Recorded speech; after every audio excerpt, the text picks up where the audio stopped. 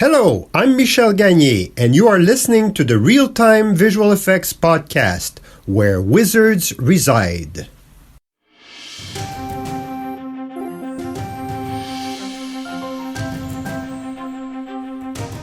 You have a gift. You have a passion for creation. There's something inside you that wants to express itself, and that something has led you to explore the world of visual effects, a place where magic happens, and the only limitation is your imagination. All the greatest artists in the world started somewhere, learning and growing into the people they are today. You being here is the first step to building your legacy as an artist. Learn from the best and brightest in the real-time visual effects community. Sharpen your skills and be your best self. Today's episode features an interview with Rachel Day. I found Rachel through Twitter and discovered that she's a huge networker. She's constantly sharing other people's amazing work, and she's really great at promoting, the awesomeness of art and tech in the world of visual effects. So when I found out that Rachel has worked on iconic titles like Overwatch, I had to get her on the show. With that said, let's dive in.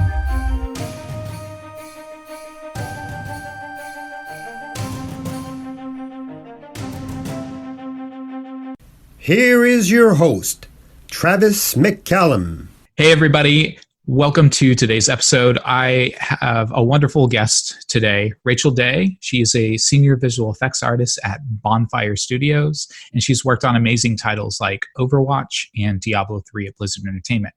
Rachel, how you doing today? I'm doing fantastic, bright and early. It's good to be here with you, Travis. Thanks for inviting me in on this. Absolutely. I am loving the sun right now. My girlfriend's out on the beach, just checking out the waves on the boat, and I wish I could be here with her, but priorities, right? Yeah. Got to get down to the work here. So, Rachel, I want to jump into all of these cool projects that you've worked on in the past, but to kind of ease into it, how did you get started in visual effects? Okay, so for me getting started into visual effects, a little bit of an interesting journey. So I started in college, I wanted to be a tech artist. It took me a little while to understand what tech art was, but within my first year or so of college, I was like, wait a minute, I can take my logic brain, I enjoy engineering and solving problems and all of that, and I can take my art brain and kind of merge those two together into this wonderful nebulous field called tech art. So I was like, hell yeah, I'm going to be a tech artist for life. I get to do everything. This is amazing. I focused on that through college. I met a lot of wonderful tech artists at GDC who kind of mentored me through and tried to help find my path. And through that, I got really lucky and landed a job on Diablo 3 as a junior tech artist. Couple of things I did early on there was work with physics. So we had an amazing physics engineer who was building up a system called Domino that's been used in a few games now, which is great. But I worked with him to implement and kind of get that into the game early on. And then on Diablo 3, we made a massive design decision that changed my life forever. Instead of each Diablo character's skills just being their one skill, we decided to add runes, which was 5 different versions of that one skill. So my lead goes, it's great you want to be a tech artist. I think this is fantastic. However, right now we need as many VFX artists as we can possibly get. Do you want to try? And I was like, hell yeah, I want to try. Of course, it's that's the coolest job at the company, right? Where people that are making the explosions and the sparkles, yeah, I want to try. So I found out rather quickly that I was pretty good at it, and it's been my life ever since. So that one major design decision on Diablo 3 changed it forever. That's awesome. Do you ever miss doing technical art? Do you wish you could go back to it? Or are you set on visual effects for life? What's kind of that decision? So the more I get into visual effects and the deeper I am into creating shaders and all of that kind of stuff, I still, that itch gets scratched for sure. Definitely I'm doing technical things while creating the VFX, so I feel like I still have that balance. It's just totally focused on creating effects for games now. So I'm pretty happy with my trajectory. That's awesome, man. So everybody has their own definition of what the real-time visual effects is. What's yours? So for me, I think real-time VFX is separated from cinematic VFX or film VFX by it literally running in real time. It's something that's in an engine that is being simulated or created or rendered or whatever the moment that you push that button. So it creates awesome, like this may sound weird, but it creates awesome limitations where you kind of have to be creative within a certain space. So I love real-time VFX, maybe a little bit more than pre-rendered cinematics effects, just because you kind of have to be a little bit more scrappy and you kind of have to know where your boundaries are and when you're pushing too far and when to bring it back. But yeah, for me, it's just that instant render. Yes, preach. That is so true, Rachel. When Yeah. we have these different limitations or constraints, they really do make us be more creative in our work. I'm glad you said that. Yeah, totally. So now that you've been in the field for, a couple years under your belt, what do you wish that you had known when you were first starting off in the world of visual effects? Looking back on it now, I wish I had paid more attention in my engineering classes. I got just enough of a taste to be able to do some scripting, learning some Lua and Python early on, and then I kind of just let it go for Photoshop and texture rendering and all of that kind of stuff. So the engineering side of me kind of slipped away a little bit. I wish I had stuck to it a little bit more diligently, I think, because there's so many things that engineering unlocks for you. Every engine obviously is built on a code base, and understanding it and understanding how to unlock your VFX through various scripts or whatever really kind of sets you apart and puts you on that next level VFX artist track. And I do okay, but man, I still lean on my heavy scripting tech artists or my graphics engineers a ton. So I wish I had a more shared language with them. Cool. Can you tell me about a time where you had failed at something and how you ended up handling it? Yeah, I saw this question come up and I was like, this is hard. So I fail constantly in that I make something, it doesn't work out. I play it in game, it feels sloppy, it isn't the right kit for the character or whatever, and have to think about it again or pause my thinking and go back. But I feel like I've been lucky that all of these failures are really caught by the team. So when I'm making something and it doesn't quite work out, feedback sessions and somebody saying, hey, have you can be more green or whatever the misstep is. So I really feel like even though, failures happen all the time, I feel very lucky that they don't make it to the public eye very often because I have great people around me who help keep me on course. And I guess that. It's interesting that you mention a lot of the failure that you experience is something that is shared with your team, because now there's kind of this feedback loop where they can help correct you back on course toward whatever great effect that you want to aspire to work towards. So for a lot of people who work in these silos or these cubbies who don't necessarily work at a studio, we're always saying that the community for visual effects, whether it be on the Discord or the forums, is really where you should be taking your projects and sharing them, because that's where you're going to be able to learn and grow from those failures. I agree completely. I would be nothing without the people around me. I always say I want to be the stupidest person in the room. Just by having everybody else be so much smarter than me, it kind of levels me up with them. So yeah, definitely reaching out to the community and anybody around you, even if they aren't a visual effects artist. I actually find a lot of animators are really in tune with what makes VFX great. So if you have any animator friends you can lean on, they're great people to ping too. Can you walk me through maybe a time where you were looking at somebody else's work and helping them get better with that? Yeah, I'm not sure that I have any specific example, but often when I'm looking at another visual effects artist's work, I'm looking first for their timing. So I feel like that is something that as VFX artists, I see people struggle with more than say color or anything else or shape.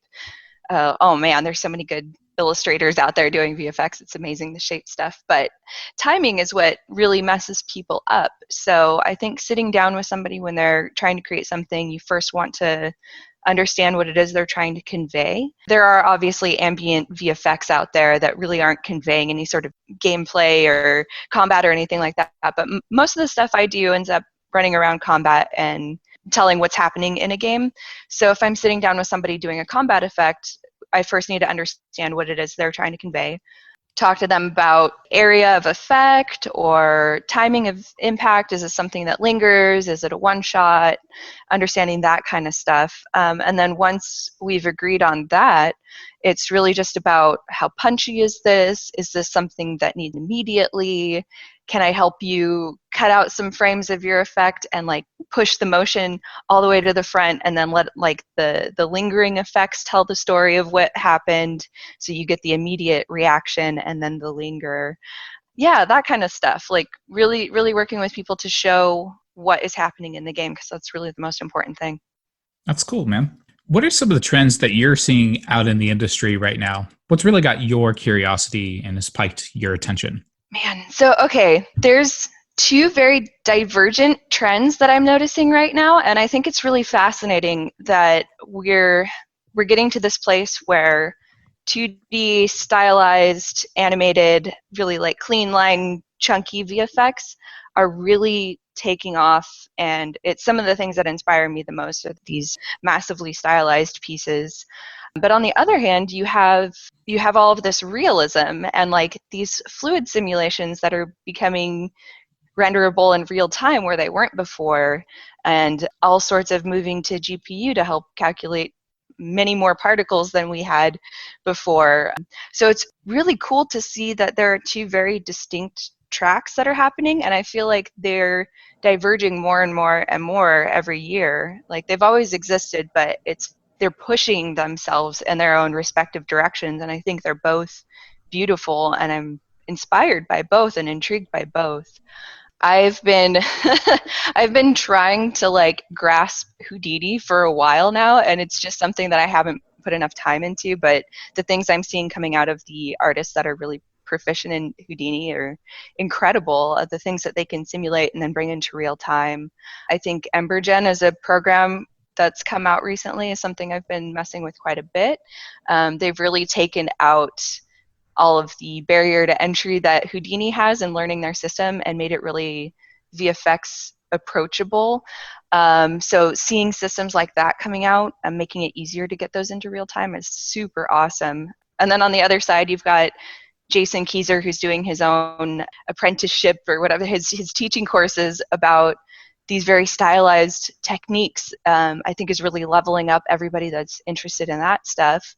Alex Redfish, who's always been an inspiration of mine for a long time, great guy.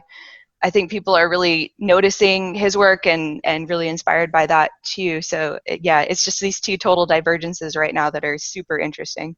And that's so great to hear, because since they're both blowing up, that means that no matter what type of personality you are, what kind of effects you want, there's going to be a place for you. If you want to go the realism route, you can definitely do it, because there are going to be studios and games and demand for it, and vice versa on the stylized side. So I'm glad you brought that up as well. Yeah, it's a little bit of something for everyone, and I've dabbled in both styles and both systems or whatever, and they have a lot of crossover. You really want to make sure, like, again, gameplay is always the goal, being able to show what's happening in the game, and it's just two very different ways of doing it. I think it's awesome. So let's dive into some specifics. Can you kind of walk me through what your workflow is for creating a new effect from start to finish? Yeah. Okay. So for me, like I said, I end up doing a lot more combat effects than ambient or environmental effects. For me, I start with the designer. So I sync up with whoever's designing the character or whatever it is, the encounter, and we sit down and we talk about what needs to be shown. Are there AoEs? Are these bullets? Are they immediate? Are they projectiles? Like what is going on that the player needs to understand? So once the designer and I have synced up on what they want the player to understand, usually then I move on to an engineer. So I'm always close with our gameplay and graphics engineers. So with the gameplay engineers, we're figuring out together how we're going to get this to happen. So once we understand what needs to happen, it's kind of how, using our engine scripting capabilities or whatever it is that creates the VFX spawning, and figuring out what we're doing there. And that's usually a really good point to start putting in basic shape and timing VFX, so that the engineers kind of have something that they can dive into and match up with what they're scripting in or coding in. Do you go ahead. Your own concept art as well, or is that something that you receive? Oh, dang. That's the next step. So that's once we've got something that's kind of in and working more or less, if I'm lucky, I have a concept artist. I've been very lucky on Overwatch. There were one or two concept artists that really enjoyed VFX. One in particular, Ben Zhang, that like loved to do little animation sketches of how he thought the VFX would go. And like, the best thing about having a concept artist to work with is that you kind of get shared vision and shared buy-in. When I don't have a concept artist, I'm kind of taking the words that are being said and translating it myself into 3D space, and that gets a little bit more thrash. Maybe it's not what the art director wanted, maybe the designer had something else in mind, so we do a little bit more swinging back and forth. But when there is a concept artist, we can get it on paper really quickly. We can agree on colors, we can agree on shape, theming, whatever it is, very quickly. So yeah, I love having a concept artist. I'm not always that lucky, but when I do have them, I treasure them. So I guess from the concept phase, once we've all agreed, or I've mocked it up in my own sort of like first pass VFX concept or whatever we want to call it, then it's the hard work of fleshing it out. Like, I think once you've created yourself a good foundation, you can really go in and put in all of the fine details. I think no effect is complete without the little sparky embers or the little fine details that are in an effect that kind of give it its extra motion. Strong shapes are important, readability is important, but that extra little movement or displacement or whatever's in there just sells it. Yeah. That's my process. So can you describe to me maybe just what a day in the life of Rachel looks like from sunrise to sunset? Oh boy. Okay. I wake up around 6 or 6:30. I'm not sure if I was always a morning person, but certainly in the last couple of years, morning time has been fantastic for me. So I wake up early. If I'm lucky, I can get in a workout, do some yoga or whatever in the morning, kind of wake myself up, grab my coffee, super important start to the day. And then I find myself sitting down in front of the computer around 8. In the before times when I was in an office, that would mean nobody else was in the office until about 10. So I would get that nice 8 to 10 solid working time of just headphones on, probably some metal or something crazy loud, and just kind of tune the world out and do what I need to do to start my day. But then people come in, and even now that I'm working from home, we have a stand-up at 10 o'clock, which is usually followed by a couple of sync meetings to talk about what's coming up next or whatever. On good days, I have until about 4 p.m. to get more work done. And then between 4 and 6, there are review meetings, different sync meetings. I'm very lucky right now that I'm in a position where I'm able to help our greater art team kind of seek alignment and all of that stuff. So I spend a lot of my time talking to other departments or production, leadership, kind of helping the entire art team, not just VFX. So a lot of my time right now is spent doing that. And then when the workday is over, man, I do a lot of stuff. I have so many hobbies. I'm either sewing new dresses or putting together photo shoots, collaborating with people, playing video games. Being home so much right now has kind of had a resurgence of my love of tabletop RPGs. I'm in like 2 different D&D groups and a Blades in the Dark group, and it's super fun. So yeah, do that all the way up until I fall asleep at 10 p.m. That's a full day. Yeah. No rest. So I know that you've worked on the big title Overwatch. Can you kind of tell us a little bit about what that game is about and describe to me what some of the effects that you've created in that game is? Yeah, so Overwatch is a first-person shooter. It's a team-based shooter, so it's 6v6. A lot of different map types, so defending or pushing a payload or all of that kind of stuff. Recently, I've been enjoying, man, I was so hard. I'm a very competitive person, so I was deep into the competitive ranks and stuff for a while, but I just have not had the time to commit to that. So I've really been enjoying playing like mystery heroes. You kind of jump in and you don't know what you're going to get, but you're going to have a good time anyway. So that kind of stuff too. It's a fun game. I like it. But as for the effects I've put in there, so I worked on quite a few characters. I wrote out the list before this interview. I was like, which characters did I work on? It's kind of a jumble of, when you're working with a team, right, you're helping each other and kind of jumping in here and there. But the characters I would say I had ownership over were Anna, Doomfist, Hanzo, McCree, May, Orisa. Reaper was kind of 50-50, Reinhardt also 50-50, Soldier 76, Torbjorn, and Widowmaker. So those were my dudes. And for any individual character, Mm-hmm. how many effects would probably just one character by itself have? Oh gosh, tons. So you've got anything on a weapon. So usually there's a main fire and a secondary fire on a weapon, and then two to three abilities that go with it. So there's a lot of stuff that the character is doing in these in these things that kind of vary pretty wildly. That is a lot. Of all those characters that you worked on, is there one that you're particularly proud of that you felt was your biggest accomplishment? Maybe one of those effects that just stood out? Yeah, whenever I think about this, I mean, I had so much fun, and there were different challenges on each of these characters, but I think the one that I really felt was super successful collaboration and iteration wise was Hanzo's dragon, so his ultimate. And that's where he spawns a portal and two giant like spinning dragons the size of the freaking map come out of this portal and go and mow through people. So it was challenging because it's freaking huge. Like, you've got to worry performance on something this big. We can't have, especially on an FPS, having your frame rate tank as soon as somebody uses an ultimate is like a deal breaker. Like, we can't have that. So we spent a lot of time making it very performant. And then it had to read. And again, this thing is gigantic. So like small pieces weren't working out. We had to do a lot of shader work to get this huge snake dragon get through a portal and like turn on right at the point of intersection on the portal and like materialize through it.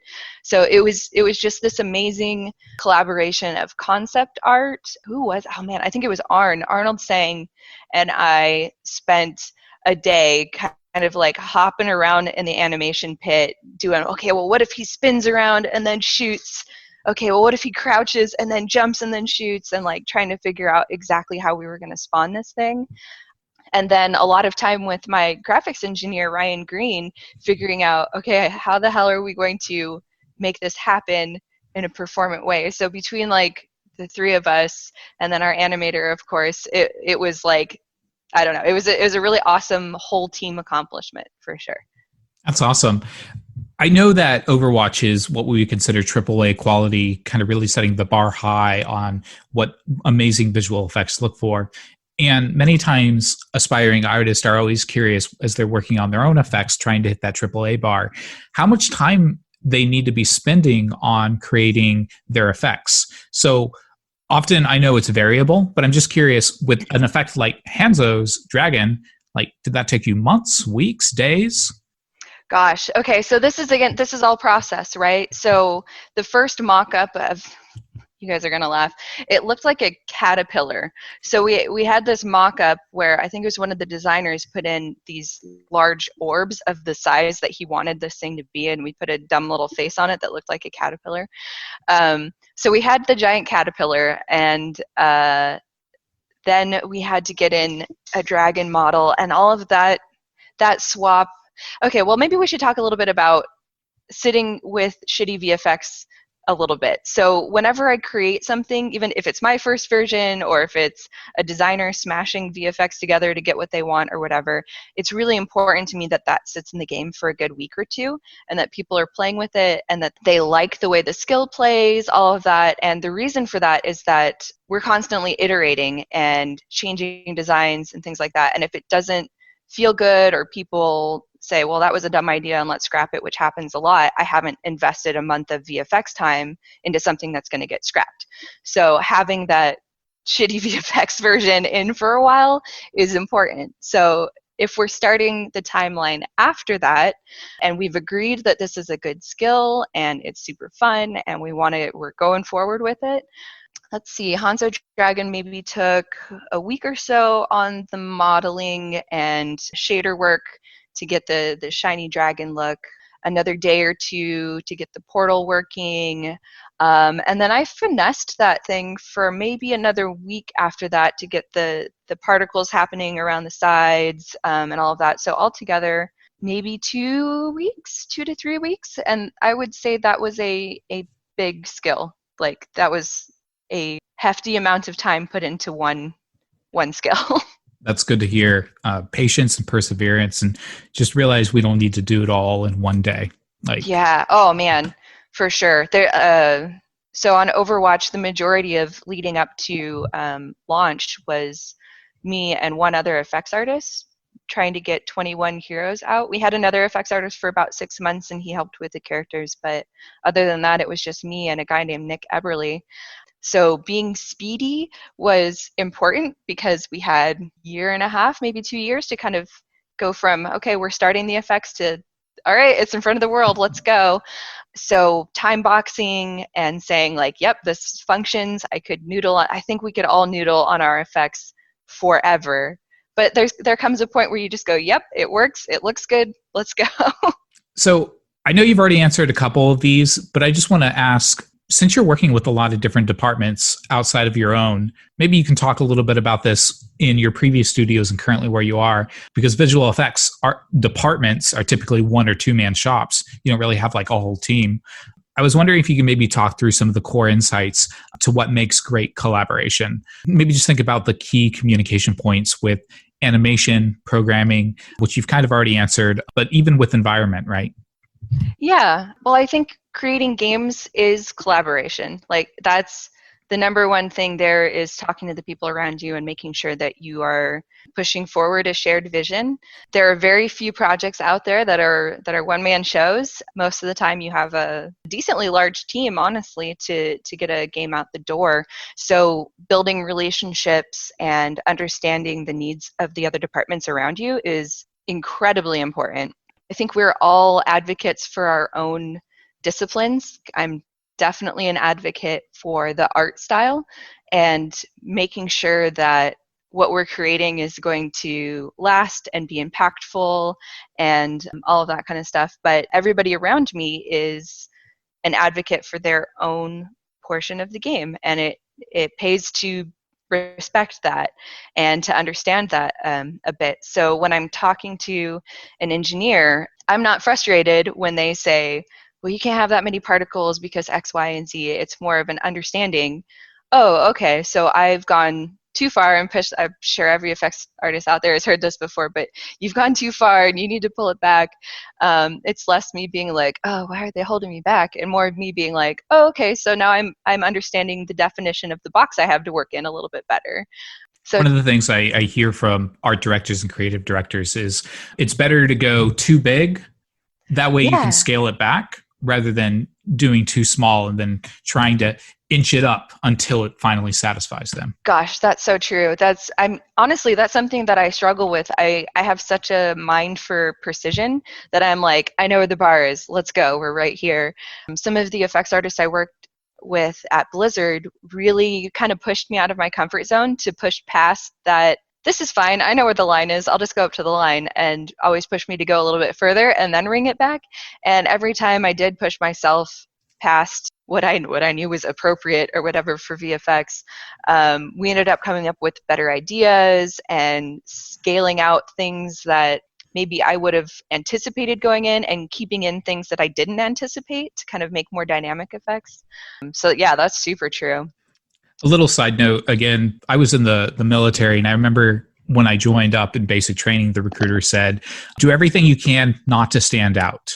And as I was going through my 6 or 8 weeks, the drill sergeants did everything they could to make me stand out. So I could totally relate with like how standing out and, being that kind of like green thumb that really kind of puts yourself, on the stage is so important to being able to get feedback. And again, coming back to your point on being able to fail fast and to grow. Yeah. Did we get into other touch points or other? You talked about. Let's talk about environments a little, maybe. Okay, so with environments, so this is something. Although I consider myself more of a combat VFX artist, if I had to say I specialized, I often get a chance to dig in on environments as well. And I think this is really fascinating VFX because it's out of my comfort zone, creating slow ambient movement, I don't know, fires or whatever. It really gives you a chance to kind of focus in on a feeling rather than having to worry about punchiness and impactfulness and readability and all of that. So when I'm working on an environment effect, I'm sitting down with whatever environment artist is invested in the environment that I'm currently working in and talking mood and lighting and kind of turning on my high art brain a little bit for that kind of stuff and trying to help them convey whatever feeling it is that they want there. If it's some fiery doom dungeon, we've got sparks that have a lot of energy and all of that happening through the air. If it's quiet graveyard somewhere, maybe we've got low laying smoke that just kind of ambiently moves throughout. Maybe you don't even see it until you're standing still, but you can feel that it's there. All of that kind of stuff. It's really cool to kind of break my punchy combat brain a little bit and just slow down and convey a mood and a feeling for a little while. That's so interesting because it's a completely different mindset from the combat effects you make. Out of curiosity, then, some other departments, do you ever work with the writers or even the QA department? Yeah, often. I feel so lucky that like what I do kind of touches everything. On Overwatch, I was pretty close to our lead writer, Michael Chu, and the reason for that was kind of understanding the motivation of each character and what kind of technology they're using, kind of tying the VFX into the bigger story. So there's a lot of writing that goes on to kind of help push the style of that. On the current project I'm on, which is unfortunately unannounced still, so I won't get into the details, but I've had the really cool opportunity to help write some of the lore and the IP and kind of dig into the world building. And it's awesome to have the VFX perspective on what a world is like and then also be able to write about it too. So that's been a really new, interesting experience for me, and I've been fortunate to partner up with people that kind of trust my instincts on that kind of stuff. So it's been a really cool experience. That's awesome. VFX artists are storytellers, so you really get to scratch that itch as well. Absolutely. I know that you also worked on character VFX for Diablo. I was just curious if you could talk a little bit about maybe some effects that you made in Diablo 3. Yeah, so for Diablo 3, like I said at the start of this was really the turning point for me going from tech art to VFX. And because of that, because I was so new, I wasn't creating the ideas for the effects. I was creating the 5 variations of the idea. I was recoloring or adding new elements or whatever for a lot of this stuff. I did get to hop in when I joined the team. The barbarian and the wizard and gosh, who else? I think the witch doctor were already pretty well fleshed out, and they were in the middle of creating the demon hunter and the monk. So I did have some chance to like hop in on the early creation of some of this stuff. One of the ones that I remember pretty vividly was the demon hunter has a skill, and I forget what it's called now, where she kind of goes around 360 and kind of Death Blossom shoots everything in this like awesome shadow form. So working with the animators to like create these kind of choppy still frames that we would like flash on for a second and then flash off, and have her crossbows firing and all of that. That was a super memorable moment creating that. Also, the monk being very like fluid and like they're totally different style characters, which is great. A lot of fluid animations, a lot of like martial arts inspired imagery, all of that. But yeah, that stuff was awesome, and I'm so glad that I got to learn by duplicating somebody else's awesome effect and then like breaking it apart, figuring out what we needed to show off this new rune or whatever. So it was a really good learning foundation for me. And then I got lucky again when we went on to the expansion. I was able to team up with Nick Eberly again. He was like my partner in crime at Blizzard for so long, but we kind of co-created the Crusader. So that entire class was kind of a 50-50 high five between us, figuring out all the skills, doing all the runes, all of it. So yeah, super fun. It is super fun. I know when you first got into Blizzard, you actually started as an intern in the quality assurance department. Can you kind of describe what that experience was like? Yeah, so, okay, this was while I was in college. I saw that Blizzard had an intern program, and they were right down the street from me. I had a few friends that already worked there, so I was like, you know what? I don't know what the hell I'm doing yet, but I need to understand this industry a little bit better. I think I'll try for a QA internship, and I was lucky enough to get it. And the first internship, I did it twice, 2 summers in a row. The first one was on Wrath of the Lich King, and I was QA for their environment art, so I would run around the levels, find texture scenes, find, I don't know, trees that were clipping into houses, like the basic level, like, hey, maybe we should consider doing this another way. But all of that was cool, but more so it was awesome to be exposed to how production works, what the stages of development are, seeing things when it was really raw, that like first pass art. So yeah, just really being exposed to how the sausage gets made, I guess, really kind of made me go like, okay, I get it, I understand. I think it was during the first internship when I was like, oh, so tech art's a thing, that's cool, I need to learn more about this. I met 1 or 2 tech artists while I was there, just kind of, I'm a very proactive person, so I would reach out and go, hey, I'm a QA intern, and that's fine, but can you please have lunch with me, super awesome tech art person. And to my surprise, all of them said yes, they would have lunch and kind of impart their knowledge on me. So I was very grateful to all of the people that would take out the time to talk to newbie me about what they do and how they do it, and kind of inspire me to like learn more. The second internship was on StarCraft Wings of Liberty before it came out, and this was my first experience with kind of a crunch situation where there was like, oh my god, we've got to go, like we're behind, let's go. So it was my first experience with understanding good enough and like pushing through, and there's a deadline, and like it's so funny because this is such a Blizzard way of thinking about things. But after my internship, we had gone through this three months of like total push on Wings of Liberty. They decided that it wasn't ready and they weren't going to push for their original date, so they let everybody relax a little bit and like absorb what needed to be done, and they ended up releasing it a year afterwards because it wasn't up to par. So I don't know, that was also a good lesson for me. And like, yeah, you only get so much by pushing, and having those crunch moments for a limited time is maybe effective, but it's not effective to do that for an entire year. So watching Blizzard go, you know what, let's take a step back, let's evaluate, let's figure it out, and then push forward, I really think made a much better product. I like how you described being in QA really giving you your first taste of what it's like to be in a production environment.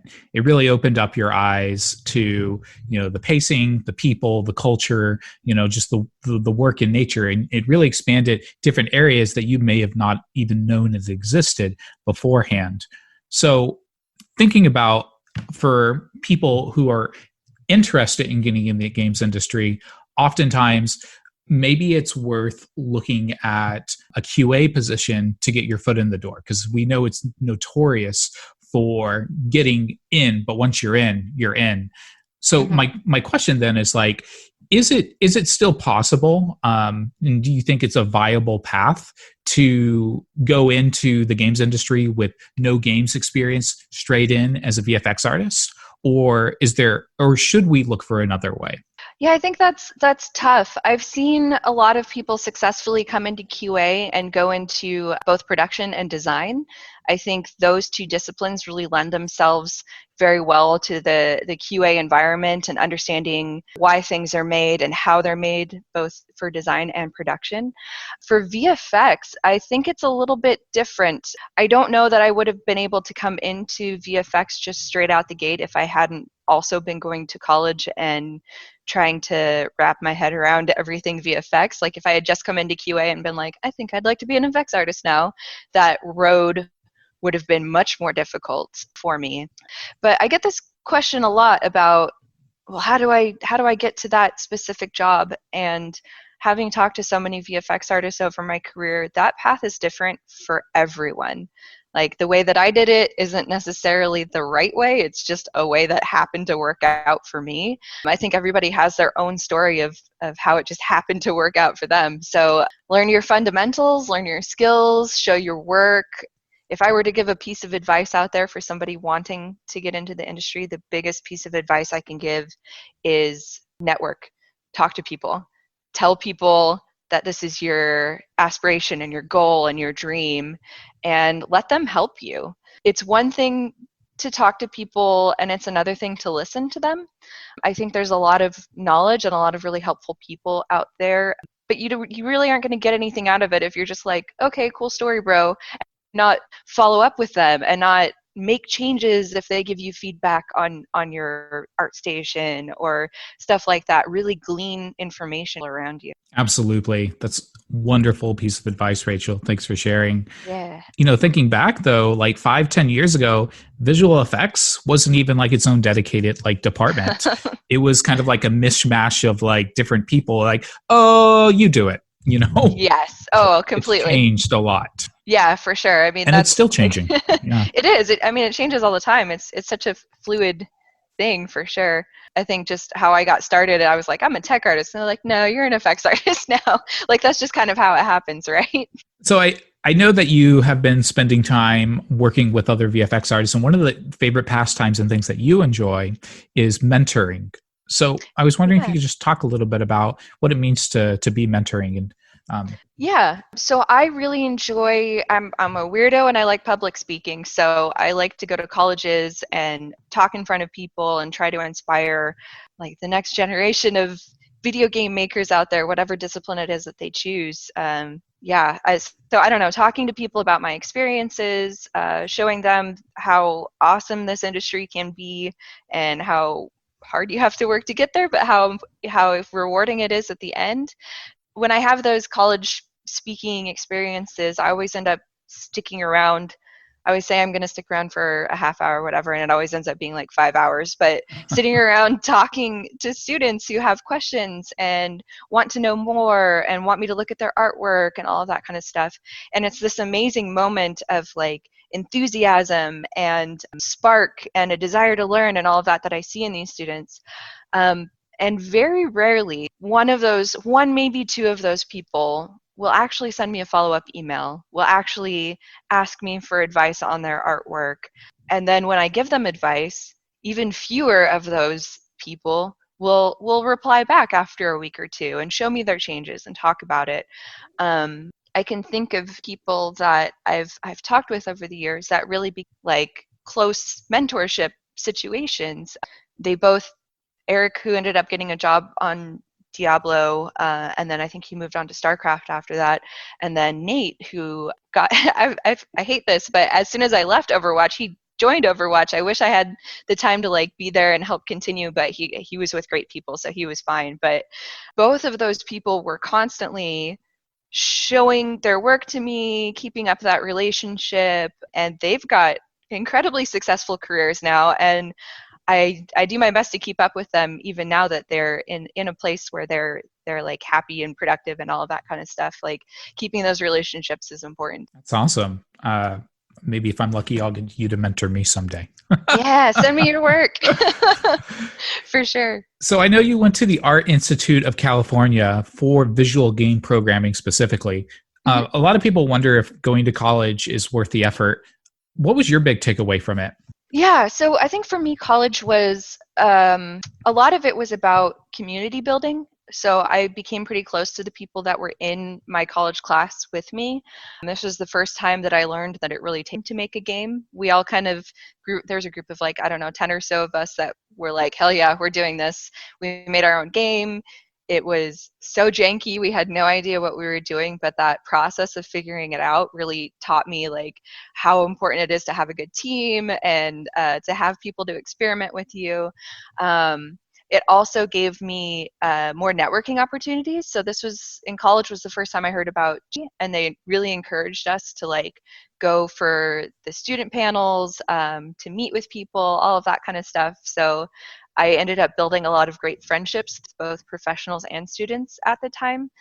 It also taught me the very basics of how to use Maya, how to jump into a game engine. I don't know, very, very basic stuff, a little bit of coding. I wish I had been able to dive deeper into all of that stuff, but it just wasn't how the program was structured. I think my particular program was very much like get in, get out, like here's the basics, good luck, have fun, push you out the door, which maybe isn't as beneficial to everyone, but for me, I got much more of the networking and stuff out of my college experience. When were you in college again? 2008?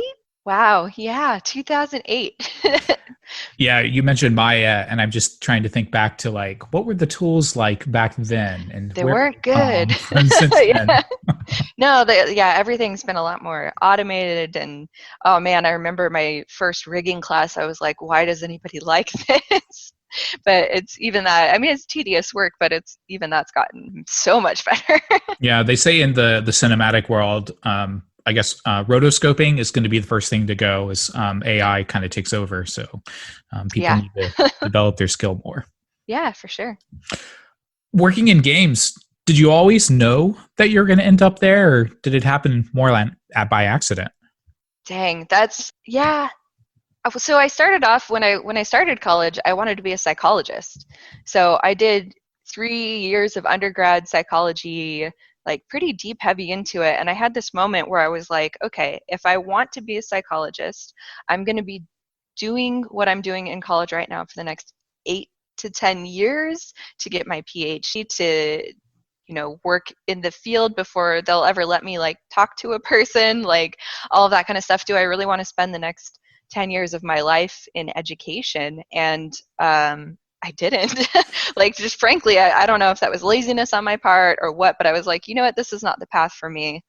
So I had this moment of reevaluation in my life where I was like, okay, I have a lot of hobbies. I was a dancer for a long time. I like creating costumes. I did acting for a little while. Like, what in my life is a constant? And I had to come back to video games. I played Atari as like a 3-year-old with my dad, early DOS games. Like, video games just spoke to me in a way that none of my other hobbies ever have, and it's just this one consistent throughout my life. So I had a boyfriend at the time who was a QA at Blizzard. This was long before I was QA at Blizzard, but I was like, oh yeah, that's a job, isn't it? Like, people have to make the games. Like, I don't know why I'd never even considered that was a job. So once that like dawned on me that like, yeah, this is a career path, and yeah, I think I can do this. I like art. I'm a pretty artistic person. Let's try it out. Kind of nonstop from there. That's awesome. I definitely can see how there are pivots in life, and we're always not set on one path, and we're willing to adapt and make changes as the revelation comes to us, I guess. Totally. Yeah, for sure. And don't be afraid of making those changes. If something feels like it's the right time to pivot for you, it's an opportunity, walk through that door. Don't let those doors pass you by. Side note, I know I'm going on a lot of these, but Avatar: The Last Airbender came out on Netflix, and I just watched an episode where Sasha, he is trying to be the man of the group, and he's like, all right, let's go this way. Let's not go fly on this flying bison. And his sister Katara is like, why? He says, intuition. We're going to Because I follow know. Sasha's intuition, and it's going to lead us. But sometimes That works intuition, out. yes, sometimes it Sometimes it works. doesn't. Yeah, exactly. All right, you say you have a passion for video games. Do you think it's necessary to be successful in the industry? Yeah, I think this is a tough one. I don't think it is necessary. And I say that because there are so many talented people in there that are like dedicated specifically to their craft, that go deep and dive deep into it. And those people have so much to offer that maybe I, as a little bit more of a scatterbrain, I want to try everything kind of person, has less to offer as far as deep knowledge goes. But I still think it does help just for having shared language and understanding what we're all talking about. I remember very specifically early in my career, I was working with a tech artist who was one of these deep dive, understand the tech kinds of people, and I leaned on him a lot. But I remember after a design conversation, he leaned over to me and was like, "What does AOE mean?" And I was like, "Oh no, you don't understand the language of games. This is a bummer." So like the moment there taught me like, yeah, it's fine. You can learn a lot from people that maybe video games isn't their entire life, but having the shared language really helps to like cut down barriers and make sure that we're all communicating as good as we can. That's good to hear. I have a friend who very, very talented programmer, but she doesn't want to work in the games industry because it doesn't pay as much as, say, a normal job for a software engineer. So she just does games as a hobby and not necessarily as a career. Yeah, that's another thing too. I feel very lucky that I found pretty steady jobs throughout the industry myself, so I don't feel that need to like go and do film or or whatever. But yeah, I can definitely see that pull for engineers specifically. We're living in a world where engineers run everything, so for sure. Rachel, are you ready to get into the lightning round questions? Quick and easy, just like visual effects. Yeah, let's do it. Lightning round. What is a perfect one-day getaway in the Irving area? Okay, so in Orange County, definitely hitting up Laguna Beach and going to the shops and hanging out on the beach when there's not coronavirus happening, when you can do that safely. And then my other favorite thing is to go bar hopping in downtown Santa Ana. So many cool spots and really interesting people there. Nice. You got a favorite bar that you like frequenting, or a shop that you like shopping? Yeah, so in downtown Santa Ana, there's a barcade that's super fun. So they've got actually really good drinks, and then total arcade games. So that one's probably my like hot spot. And then another one down the street, Vacation Bar, that's tiki awesome themed. Nice. Yeah, I remember that California, your neighbor is like Hawaii, so you get all that kind of like Honolulu culture as well. Well, Asian culture in general, I guess. Yeah, we do. Yeah, there's a lot. What video game or app are you using on your phone that is the most fun? There's tons. I use my phone for everything, but the one I want to call out is Video Shop. So one of my hobbies is underwater photography and modeling and all of that. So I take the GoPro footage from that and create these like clips of videos kind of showing what it's like being under the water and all of that stuff. So I love that program. It's a really good photo editor or video editor on your phone. You're not secretly a mermaid, are you? I am. How did you know? What is your favorite thing to cook or eat? I cook a ton. This is I got too many hobbies, but this is another one of my hobbies. Recently, I had a really great time doing a Zoom-in cook with my friends, and we ended up doing risotto, which is great because it's sitting and stirring forever and ever and ever, and doing that with your friends is so much better. So yeah, risotto. Risotto's great. I've been on twitch.tv. I've seen the real life cooking that goes on there. That's cool. Yes. What is your favorite book or podcast you've listened to recently? I listen to a lot of podcasts. A lot of them are like pretty politically based or a few hobby based things. But one I've been kind of deep diving on recently is Hidden Brain. So that's an NPR podcast that's psychology based. I can't get rid of psychology in my life, I guess. But it kind of goes into like why people behave the way they do in different scenarios. It's a really fascinating podcast. Favorite video game visual effect you're jealous of that is not your own? Yeah, okay. There are 2 games that came out in the last year or two, Hades and Battle Chasers. So they both have very stylized, distinct looks about them, and they aren't what I do in my daily life creating VFX. So I really I just stare at them and kind of let my brain wander off on, oh, what if I could do that? The other one is like any fighting game ever, like those super punchy, steal the camera. Yeah, man, I'm jealous. I think you answered this already, but best advice for a first-time visual effects artist or people looking to get into the industry? Network. Talk to people, tell people your dreams, talk to them. Is it possible to network during quarantine? Totally. I mean, the VFX forums, the Discord, like my entire social life is on Discord nowadays. So I think even that is helpful. You don't have to sit in front of somebody and have a cup of coffee or a beer or whatever to network. You can still email, do Zoom chats to talk about stuff. Yeah, don't let it slow you down. And I had asked this to another one of our guests that's coming out here soon, Luos, but I'm just curious, like, how does one network? Like, what is good etiquette, especially when you're online?